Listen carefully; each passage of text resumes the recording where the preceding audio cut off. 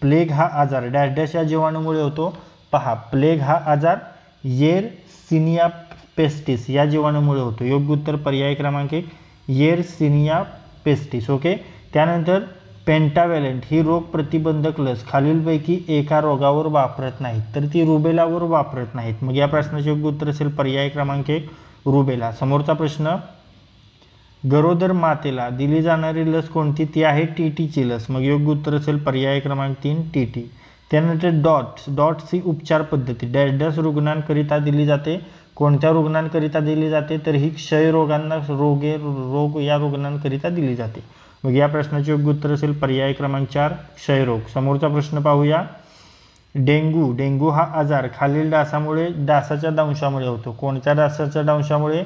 Aedes aegypti या डासाच्या दंशामुळे. मग या प्रश्नाचे योग्य उत्तर असेल पर्याय क्रमांक 2 एडिस इजिप्ती. त्यानंतर खालीलपैकी कोणत्या फळामध्ये सर्वात जास्त विटॅमिन सी असते? कोणत्या फळामध्ये सर्वात जास्त विटॅमिन सी असते रे? तर ते असते आवळ्यामध्ये.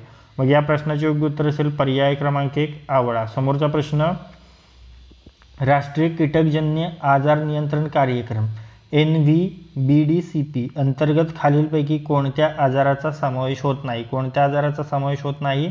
तर तो होत नाही विषमज्वरचा. ओके. मग या प्रश्नाचे योग्य उत्तर असेल पर्याय क्रमांक 4 विषमज्वर. ओके. त्यानंतर अल्बेंडाझोल ही औषधी डॅश डॅशसाठी वापरली जाते, तर ही कृमींसाठी वापरली जाते मित्रांनो. मग या प्रश्नाचे योग्य उत्तर असेल पर्याय क्रमांक 1 कृमी. ओके. पुढे पाहूया. कुष्ठरोगासाठी बहुविध औषधोपचार पद्धती MDT किती कालावधीकरिता देतात? तर ती 12 महिन्यांसाठी असते. मग या प्रश्नाचे योग्य उत्तर असेल पर्याय क्रमांक 4 12 महिने.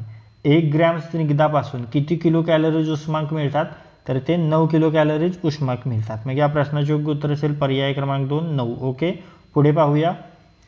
चीकदूध कोलोस्ट्रम पाजल्यामुळे होणारे फायदे, तर त्यामुळे प्रथिने व जीवनसत्वे मिळतात आणि बाळाच्या आतड्याची वाढ होते. काय? तर प्रथिने व जीवनसत्वे मिळतात व बाळाच्या आतड्याची वाढ होते. मग या प्रश्नाचे योग्य उत्तर असेल पर्याय क्रमांक D A व B. ओके.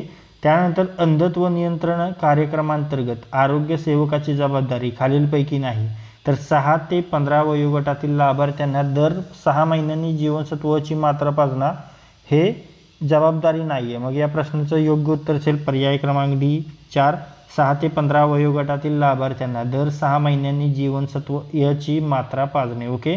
त्यानंतर पहा, नवजात अर्भक मृत्यू म्हणजे वयाचे डॅश डॅश दिवस पूर्ण होण्यापूर्वी झालेला मृत्यू 28 दिवस. ओके. मग या प्रश्नाचे योग्य उत्तर असेल पर्याय क्रमांक 3 28. त्यानंतर ग्रामीण भागातील मृत्यूची नोंद कोणत्या कार्यालयात करतात? तर ती ग्रामपंचायतीमध्ये करतात मित्रांनो. मग या प्रश्नाचे योग्य उत्तर असेल पर्याय क्रमांक 3 ग्रामपंचायत. पुढे पाहूया. भारतात होणाऱ्या माता मृत्यूचे सर्वात प्रमुख कारण कोणते? तर ते आहे रक्तस्राव. ओके. मग या प्रश्नाचे योग्य उत्तर असेल पर्याय क्रमांक 1 रक्तस्राव. त्यानंतर नवजात बालकाचे वजन डॅश डॅशपेक्षा कमी असल्यास त्याला कमी वजनाचे बाळ म्हणतात. किती? तर 250 ग्रॅमपेक्षा कमी असल्यास त्याला कमी वजनाचे बाळ म्हणतात. मग या प्रश्नाचे योग्य उत्तर असेल पर्याय क्रमांक 1 250 ग्रॅम. ओके. त्यानंतर पुढे पाहूया. पहा, खालीलपैकी कोणत्या वर राष्ट्रीय बाल स्वास्थ्य कार्यक्रमामध्ये भर देण्यात आला नाही? तर डोस रिटेन्शनवर. ओके. मग या प्रश्नाचे योग्य उत्तर असेल पर्याय क्रमांक 1 डोस रिटेन्शन. त्यानंतर गरोदर मातांची नोंदणी सरकारी दवाखान्यात किती आठवड्यात करणे आवश्यक आहे? तर ते 12 आठवड्यात करणे आवश्यक आहे. मग या प्रश्नाचे योग्य उत्तर असेल पर्याय क्रमांक 1 12 आठवडे. समोरचा प्रश्न, सामान्य रक्तदाब म्हणजे 120/80 mmHg. मग या प्रश्नाचे योग्य उत्तर असेल पर्याय क्रमांक 1 120/80 mmHg. ओके. डॅश डॅश हा रोग व्यावसायिक रोग ऑक्युपेशनल डिसीज आहे. कोणता आहे? तर तो आहे सिलिकासिस. मग या प्रश्नाचे योग्य उत्तर असेल पर्याय क्रमांक 1 सिलिकासिस. समोरचा प्रश्न, मानसिक आरोग्याबाबतीचा सर्वे करण्याकरिता गाव पातळीवर कोणत्या आरोग्य कर्मचारी उपलब्ध असतात?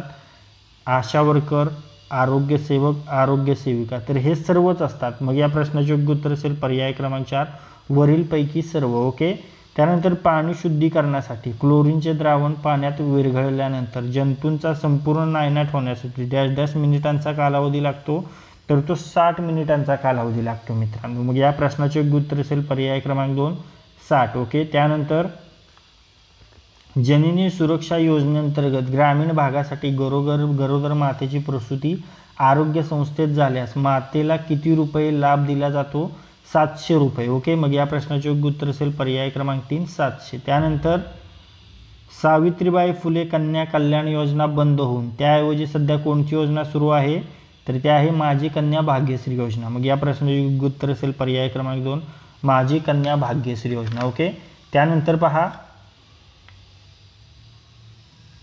दवाखान्यात प्रसूती झाल्यास बाळाला किती तासाच्या आत हेपेटायटिस बी ची लस देण्यात येते?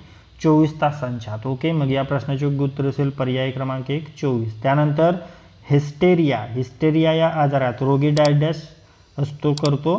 तर बेशुद्धीचे ढोंग करतो. मग योग्य उत्तर असेल पर्याय क्रमांक 1 बेशुद्धीचे ढोंग करतो. ओके, त्यानंतर पुढे पाहूया. पहा, प्रथिने हे डॅश अन्न आहे. प्रथिने कसलं अन्न आहे रे मित्रांनो? तर ते शरीर निर्माणक अन्न आहे. ओके, मग या प्रश्नाचे योग्य उत्तर असेल पर्याय क्रमांक 2 शरीर निर्माणक. त्यानंतर रक्तातील हिमोग्लोबिनमध्ये डॅश धातू असतो? पहा, हिमोग्लोबिनमध्ये लोह धातू असतो मित्रांनो. ओके, मग या प्रश्नाचे योग्य उत्तर असेल पर्याय क्रमांक 2 लोह. ओके, त्यानंतर पुढे पाहूया. कमी सोडियम युक्त आहार डॅश आजारात हितकारक असतो? पहा, कमी सोडियम युक्त आहार हा उच्च दाबाच्या आजारात हितकारक असतो. ओके, मग या प्रश्नाचे योग्य उत्तर असेल पर्याय क्रमांक 3 उच्च रक्तदाब. त्यानंतर डॅशच्या कमतरतेमुळे गलगंड हा आजार होतो? पहा, गलगंड आजार आयोडीनच्या कमतरतेमुळे होतो. मग या प्रश्नाचे योग्य उत्तर असेल पर्याय क्रमांक 2 आयोडीन. त्यानंतर पुढे पाहूया मित्रांनो. हा जो व्हिडिओ आहे तो तुमच्या आरोग्यसेवक भरतीसाठी एक परिपूर्ण व्हिडिओ आहे मित्रांनो. त्यामुळे हा व्हिडिओ तुम्ही जास्तीत जास्त वेळा रिवाईज करा, जास्तीत जास्त पहा. आणि हा आरोग्यसेवक भरतीसाठी जो बनवलेला व्हिडिओ आहे तो तुमच्या मित्रांसोबत देखील जास्तीत जास्त शेअर करा. ओके, त्यानंतर पाहूया. सेंट क्रोमेन छाया गोळीचा वापर डॅश करिता होतो? गर्भनिरोधकसाठी. योग्य उत्तर पर्याय क्रमांक 3 गर्भनिरोधक. त्यानंतर खालीलपैकी कोणता आजार हवेद्वारे पसरतो? तर पहा, यामध्ये जो कांजण्या आहे तो हवेद्वारे पसरतो. मग या प्रश्नाचे योग्य उत्तर असेल पर्याय क्रमांक 3 कांजण्या. त्यानंतर पुढे पाहूया. खालीलपैकी कोणता आजार संसर्गजन्य नाही? पहा, संसर्गजन्य नाही. कॅन्सर, रिकेट्स, मधुमेह हे तिन्ही आजार संसर्गजन्य नाहीत मित्रांनो. मग या प्रश्नाचे योग्य उत्तर असेल पर्याय क्रमांक 4 वरीलपैकी सर्व. ओके, त्यानंतर हिमोफिलिया हा खालीलपैकी कोणत्या प्रकारचा आजार आहे? पहा, हिमोफिलिया हा अनुवंशिक आजार आहे मित्रांनो. या प्रश्नाचे योग्य उत्तर असेल पर्याय क्रमांक 4 अनुवंशिक आजार. त्यानंतर समोरचा प्रश्न. ग्वाइटर हा विकार कशाच्या कमतरतेमुळे होतो? पहा, ग्वाइटर हा आयोडीनच्या कमतरतेमुळे होतो, आपण पाहिलेले आहे. मग या प्रश्नाचे योग्य उत्तर असेल पर्याय क्रमांक 3 आयोडीन. आपण मागेच पाहिलेलं आहे. अंड्यातील कोणत्या भागात प्रमुख प्रथिने असतात? अंड्यातील जो पांढरा बलक असतो त्या भागात प्रमुख प्रथिने असतात. मग या प्रश्नाचे योग्य उत्तर असेल पर्याय क्रमांक 2 पांढरा बलक. ओके, त्यानंतर पुढे पाहूया. विडालची चाचणी कोणत्या आजारासाठी वापरली जाते?